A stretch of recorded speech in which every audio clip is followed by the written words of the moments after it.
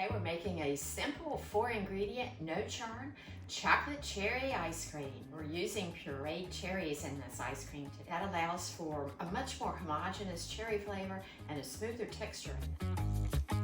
Start with 2 cups of very cold, heavy whipping cream.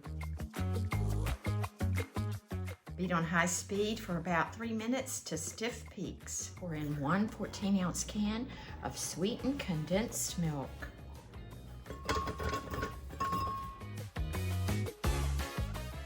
Add 1½ cups of pureed cherries. If you want a different texture, mash your cherries with a fork. Chop 4 ounces or 112 grams of your favorite chocolate bar.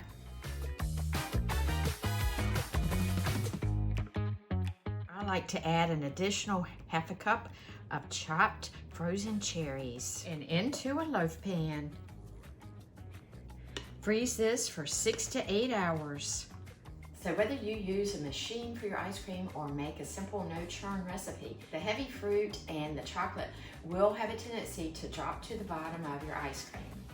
And the solution I found for this is to partially freeze the ice cream for a couple of hours, and then I use my ice cream scoop and I go through and take some out, and then I take scoops off the bottom and I scoop it all back into the pan and let it refreeze. As always, I have the recipe and any special notes in the description box below the video.